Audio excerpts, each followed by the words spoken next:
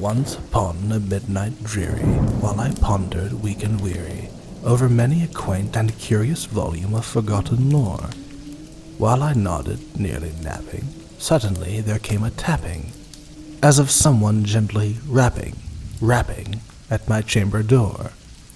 "'Tis some visitor," I muttered, tapping at my chamber door. Only this, and nothing more. Distinctly, I remember, it was in the bleak December, and each separate dying ember wrought its ghost upon the floor. Eagerly I wished the morrow, vainly I had sought to borrow from my books surcease of sorrow, sorrow for the lost Lenore, for the rare and radiant maiden whom the angels name Lenore, nameless here forevermore.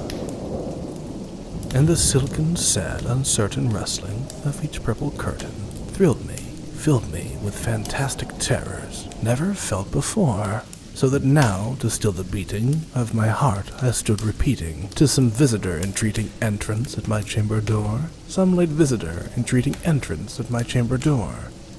This it is, and nothing more." Presently my soul grew stronger, hesitating then no longer. "Sir," said I, "or madam, truly your forgiveness I implore. But the fact is I was napping, and so gently you came rapping, and so faintly you came tapping at my chamber door, that I scarce was sure I heard you." Here I opened wide the door.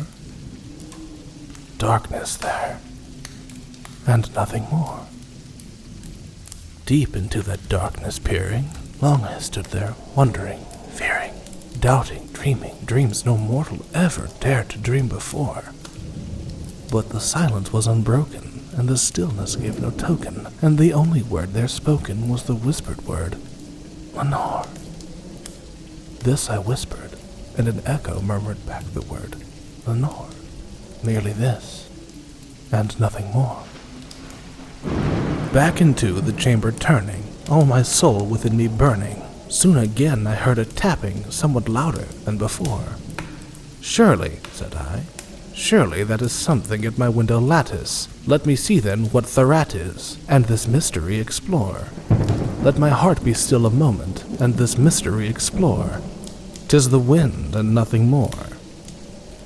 Open here I flung the shutter, when with many a flirt and flutter, in there stepped a stately raven of the saintly days of yore. Not the least obeisance made he, not a minute stopped or stayed he, but with mien of lord or lady, perched above my chamber door, perched upon a bust of Pallas just above my chamber door, perched and sat, and nothing more. Then this ebony bird beguiling my sad fancy into smiling, by the grave and stern decorum of the countenance it wore. "Though thy crest be shorn and shaven, thou," I said, "art sure no craven, ghastly grim and aged raven, wandering from the nightly shore. Tell me what thy lordly name is on the night's Plutonian shore." Quoth the raven, "Nevermore."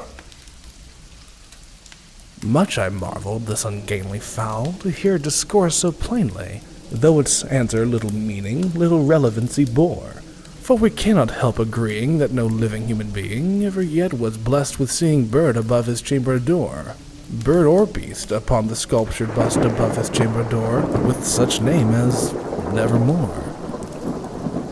But the raven, sitting lonely on the placid bust, spoke only that one word, as if his soul in that one word he did outpour.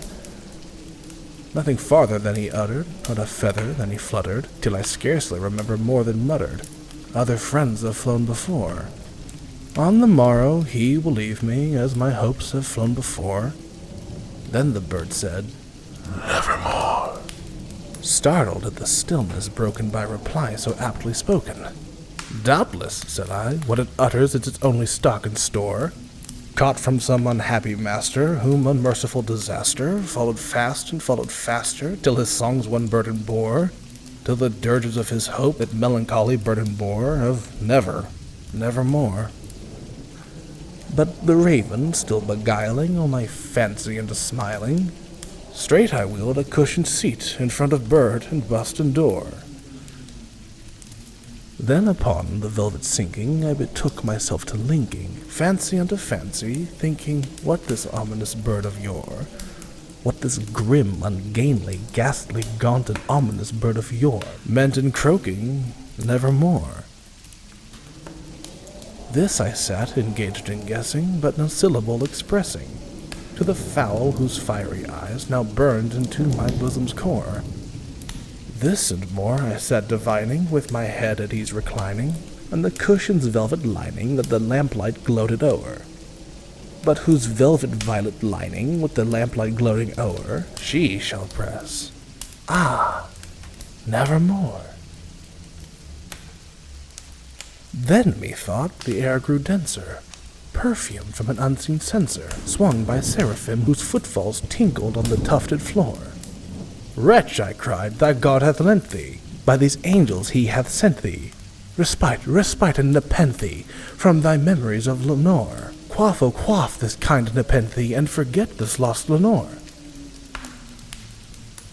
Quoth the raven, nevermore.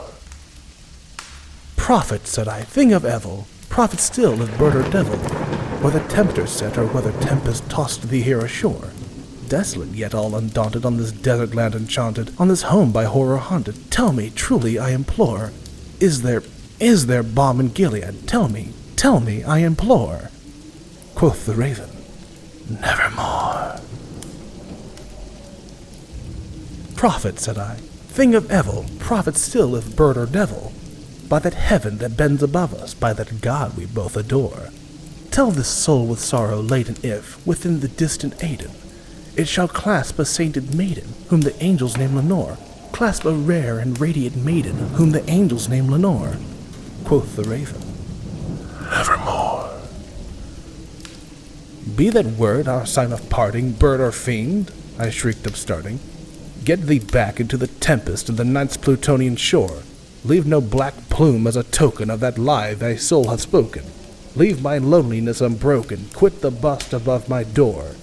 Take thy beak from out my heart, and take thy form from off my door. Quoth the raven, nevermore.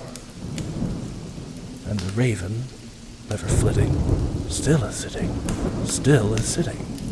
on the pallid bust of Pallas, just above my chamber door. And his eyes have all the seeming of a demon's that is dreaming, and the lamplight o'er him streaming throws a shadow on the floor.